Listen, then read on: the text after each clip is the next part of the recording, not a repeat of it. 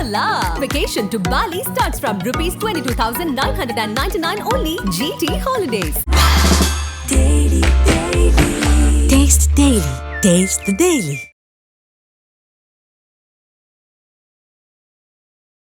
ஸ்வீட்டுக்கு 5% GST, காரத்துக்கு 12% GST. எங்களுக்கு ரொம்ப ஒரு மாதிரி நெருடலாக இருக்குது. எங்களுக்கு ஒரே பர்சண்டாக இந்த ஜிஎஸ்டி வந்து முறைப்படுத்தி கொடுங்கன்னு சொல்லிட்டு கோயம்புத்தூரில் நடந்த அந்த ஜிஎஸ்டி கவுன்சில் கூட்டத்தில் கோயம்புத்தூரை சேர்ந்த அந்த அன்னபூர்ணா ஹோட்டல் நிர்வாகத்துடைய நிர்வாக இயக்குனர் சீனிவாசன் வந்து ஒரு கோரிக்கை விடுத்தார். அமைச்சர் அவர்கள் வந்து வியாபாரிகள் மத்தியில் இருக்கக்கூடிய குறைகளை கேட்கத்தான் அவங்க வந்து அவங்கள பேச வச்சு கேட்குறாங்க.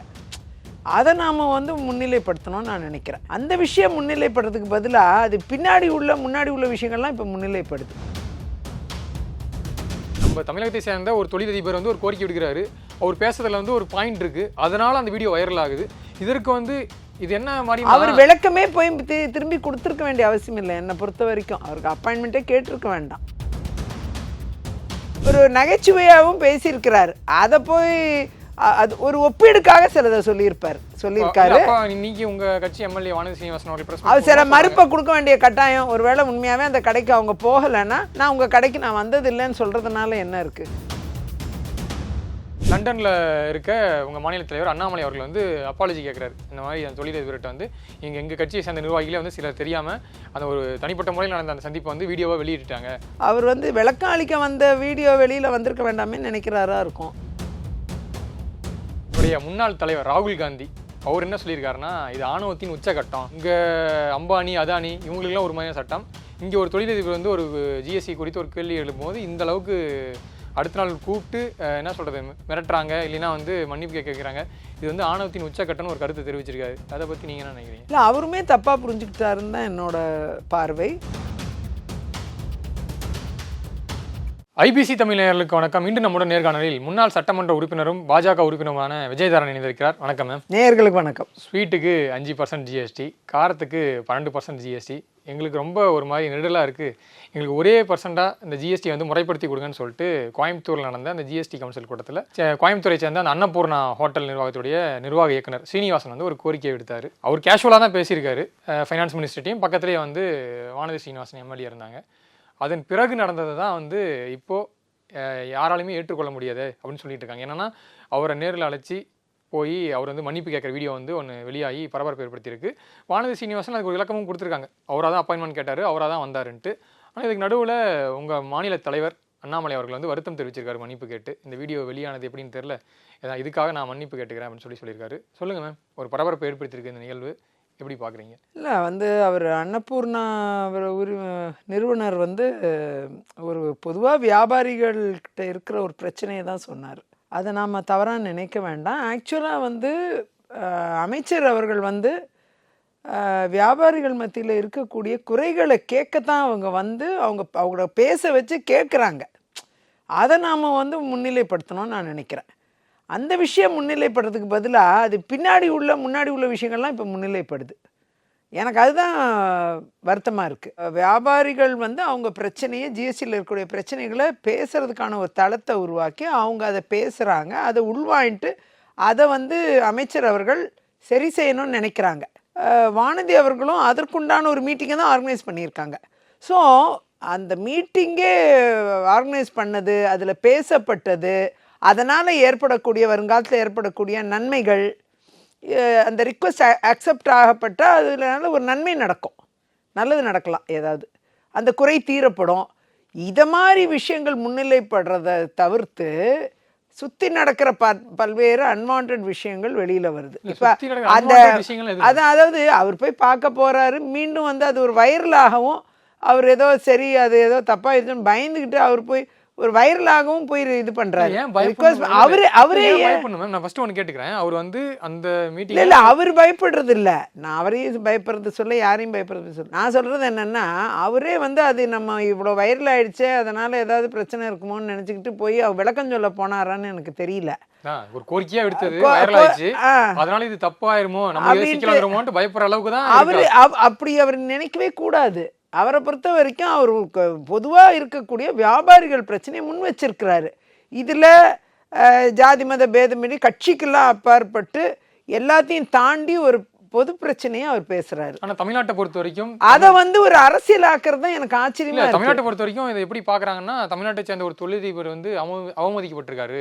நீங்க அந்த நோக்கம், நீங்க வந்து அவர் வந்து அந்த நல்ல நோக்கத்தோட ஒரு கேள்வி எழுப்புறாரு. அந்த கேள்விக்குண்டான பதில் மட்டும் கிடையாது, கேள்விக்குண்டான தீர்வை அமைச்சர் காணணும்னு ஒரு இடத்துல ஒரு கட்டத்துல கோரிக்கை விடுக்கிறாரு. கோரிக்கை ஏற்கப்படலாம். வருங்காலத்தில் ஜிஎஸ்டி கவுன்சிலில் இதே ரிக்வெஸ்ட்டை எல்லா மாநிலங்களும் வைக்கும்போது ஆட்டோமேட்டிக்காக அதில் ஒரு தீர்வு வரும்.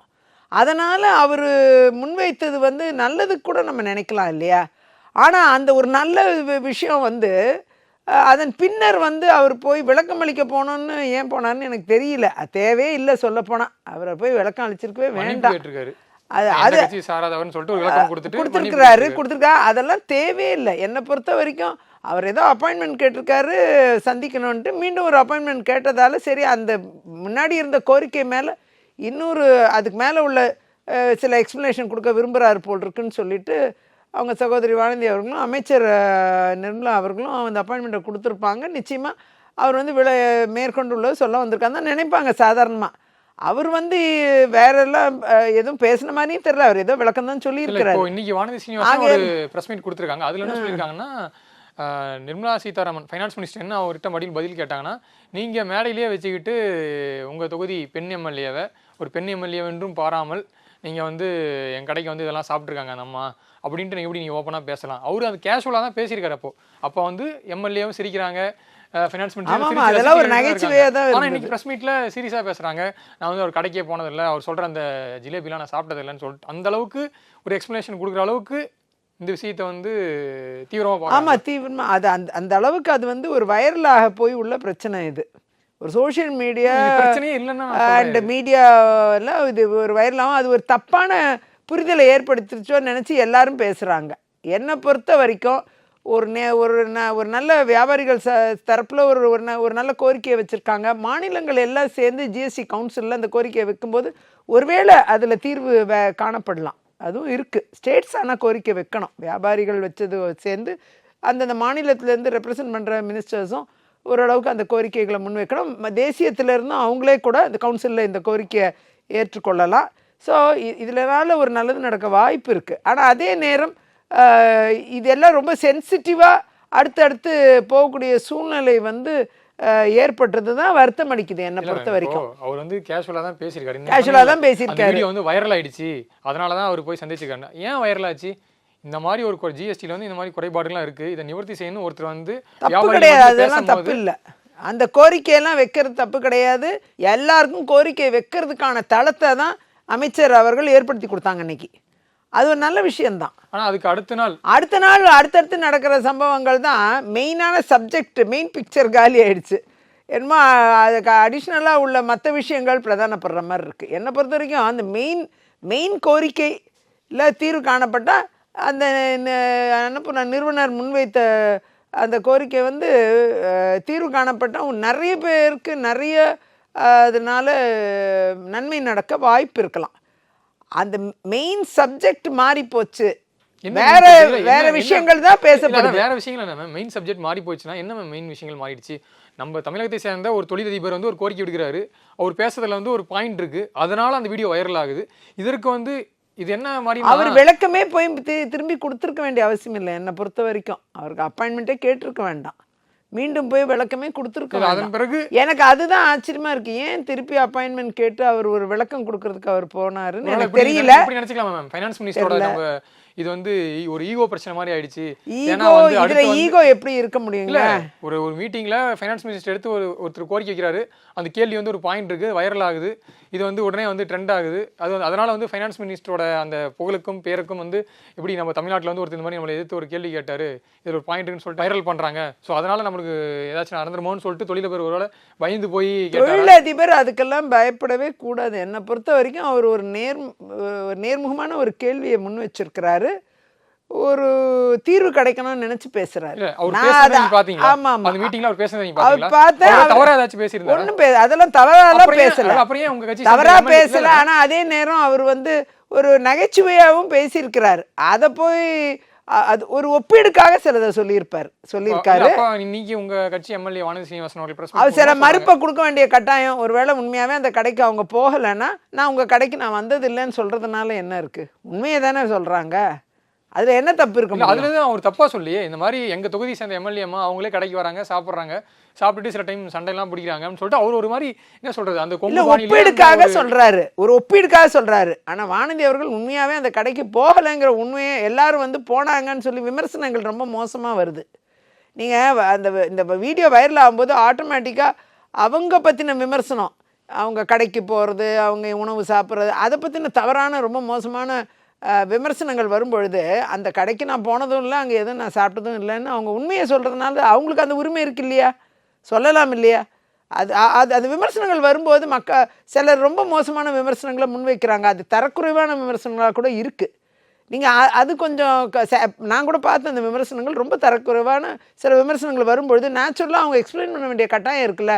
நான் அந்த கடைக்கு போனதும் இல்லைங்க, நான் எதுவும் சாப்பிட்டதும் இல்லைங்க, அப்படி சொல்றதுனால என்ன தப்பு? அவங்க சைடில் அவங்க விளக்கம் கொடுக்க கூடாதுன்னு ஏதாவது இருக்கா? அவர் இன்னும் என்ன சொல்றாங்கன்னா, ஒரு ஆண் எம்எல்ஏவா இருந்தா நீங்க இப்படி பேசுவீங்களான்னு சொல்லி ஒரு கேள்வி முன் வைக்கிறாங்க. இதுல என்ன ஆண் பெண், அவர் வந்து எதுவும் கொஞ்சம் அவரை நான் தப்பு சொல்லல, அவர் ஒரு ஒப்பீடு அளவுல சொன்னார். அவர் வந்து ஒரு பிரச்சனைக்கு தீர்வு காணணுங்கிற இடத்துல ஒரு ஒப்பீடு அளவில் ஒரு வியாபாரிகள் சார்பில் பேசுகிறாரு, அவரை நம்ம தப்பு சொல்ல. ஆனால் அதே நேரம் இவங்க அந்த கடைக்கெல்லாம் போனதில்லை, உண்மையாக டு பி அந்த ஃபேக்ட் போகலை. பட்டு ஒரு ஒப்பீடுக்காக வந்த மாதிரியும் இந்த மாதிரி ஒருத்தர் வந்தால் அவங்களோட மனநிலை எப்படி இருக்கும் அப்படின்னு ஒரு ஒப்பீடு அளவில் பேசுகிறாரு அவர். அது எல்லாருக்கும் புரியாது, எல்லாரும் அது உண்மைன்னு நினச்சிக்கிட்டு அது கீழே கமெண்ட் போடுறாங்க, மோசமாக போடுறாங்க, வானதியை விமர்சனம் பண்ணுறாங்க. அதெல்லாம் கொஞ்சம் ரொம்ப அநாகரிகமான விமர்சனம்லாம் இருந்தது. ஆகையால் அவங்க எக்ஸ்பிளைன் பண்ண வேண்டிய கட்டாயம், இந்த மாதிரி நான் அது போனதில்லை, இது இல்லைங்க. அதனால் ஒருவேளை ஆண் ஒரு பெண் எம்எல்ஏங்கிறதுனால நீங்கள் உரிமையோடு எல்லாம் சொல்லிடுறீங்க, இது பண்ணிடுறீங்க, ஹர்ட் பண்ணிடுறீங்க. ஆனால் இதே ஒரு ஆண் எம்எல்ஏவாக இருந்தால் நீங்கள் அதை சொல்லுவீங்களா? அவங்க அங்கேயே வந்து எப்போங்க அவங்க கடைக்கு வந்திருக்கோன்ட்டு உடனே மேடையிலேயே வந்து கேட்டிருக்கலாம். அவங்க ரொம்ப அந்த டீசென்சியை கீப் பண்ணி சிரிச்சுக்கிட்டே சரி ஒரு ஒப்பீடு அளவில் பேசுகிறாரு அப்படின்னு புரிஞ்சுக்கிட்டு வானதி அவர்கள் அதை வந்து ஒரு இதாக எடுத்துக்கிட்டாங்க. அது வந்து கிடையாது. இப்போ அதில் பிரச்சனை என்னன்னா, ஒப்பீடு அளவில் சொல்றது அவங்களுக்கு புரியுது, எனக்கு புரியுது, ஆனால் அந்த கமெண்ட்ல போடுற யாருக்கும் புரியல. கமெண்ட்ல போறவங்களுக்காக தான் நிறைய பேர் அது ஒரு எக்ஸ்பிளைன் பண்ண வேண்டிய கட்டாயம் இருக்குல்ல. ஏன் அவங்க கடையில் போய் உட்காந்து சாப்பிட தெரியுது, அவங்க கடைக்கு நீங்கள் போக தெரியுது, அப்படிலாம் ஒரு விமர்சனம் வரும்போது உண்மையாக நம்பிடுறாங்க. அவர் ஒப்பீடு அளவில் சொன்னது புரியல நிறைய பேருக்கு, அதனால அவங்க எக்ஸ்பிளைன் பண்ணதும் சரியாயிடுது, கரெக்ட் ஆயிடுச்சு, அவ்வளோதான். அதனால என்ன தப்பு இருக்கு? இங்கே வந்து இவ்வளோ விஷயங்கள் போயிட்டு இருக்கு. லண்டனில் இருக்க உங்கள் மாநில தலைவர் அண்ணாமலை அவர்கள் வந்து அப்பாலஜி கேட்குறாரு. இந்த மாதிரி அந்த தொழிலதிபர்கிட்ட வந்து எங்கள் கட்சியை சேர்ந்த நிர்வாகிகளே வந்து சிலர் தெரியாமல் அந்த ஒரு தனிப்பட்ட முறையில் நடந்த அந்த சந்திப்பை வந்து வீடியோவாக வெளியிட்டாங்க, ஸோ மன்னிப்பு கேட்டுக்கிறேன், அந்த தொழிலதிபர் வந்து இந்த பிரச்சனையை வந்து இப்படியே முடிச்சிருங்க சாஃப்டா. என்ன சொல்கிறது, அவர் வந்து மிகப்பெரிய தமிழகத்தை சேர்ந்த ஒரு மிகப்பெரிய தொழிலதிபர், பொருளாதாரத்துக்கு வந்து ஒரு தூணாக இருக்காருன்னு சொல்லிட்டு ஒரு எக்ஸ்ப்ளனேஷன் கொடுத்து ஒரு மன்னிப்பு கேட்குறாரு. இங்கே இந்த மாதிரி விஷயங்கள் போயிட்டு இருக்கும்போது அது கோயம்புத்தூர் வந்து அண்ணாமலை அவர்கள் கடந்த நாடாளுமன்ற தேர்தலில் போட்டியிட்ட ஒரு தொகுதி, அவர் போட்டியிட்ட ஒரு தொகுதியை சேர்ந்த ஒரு தொழிலதிபர் வந்து அவருக்கு இந்த மாதிரி விஷயம் நடந்துருச்சு, அவர் இங்கேயும் அப்பாலஜி கேட்குறாரு. ஏன் இந்த முரண்பாடு, அவரை மன்னிப்பு கேட்க என்ன காரணம்? இங்கே இந்த மாதிரி ஒரு எக்ஸ்பிளேஷன் அந்த வீடியோ அவர் வந்து விளக்கம் அளிக்க வந்த வீடியோ வெளியில் வந்திருக்க வேண்டாமே நினைக்கிறாரா இருக்கும். அந்த வீடியோவை ஏன் எடுத்து போட்டுட்டாங்கன்னு ஒரு வருத்தத்தோட பார்க்குறாரா இருக்கும். இல்லை இங்கே எப்படி இன்னொன்று பண்ணக்கூடாது, பண்ணியிருக்கக்கூடாதுன்னு நினைக்கிறாரா இருக்கும். அவர் இல்லைன்னா அவரே மன்னிப்பு கேட்குறாரு. இப்போ மாநில தலைவர் வந்து அந்த வீடியோ அவர் பாவம் விளக்கம் அளிக்கிறதுக்கு ஒரு ஒரு அவங்கள பார்த்து வேறு ரிக்வெஸ்ட் கூட இந்த ஜிஎஸ்டி சம்மந்தமாக இன்னும் கொஞ்சம் எக்ஸ்ப்ளனேஷன் கூட கொடுத்துருக்கலாம். அவர் இதை தனிப்பட்ட முறையில் பார்க்க வந்து அப்பாயின்மெண்ட் வாங்கிட்டு வந்து பார்க்க வந்திருக்காரு.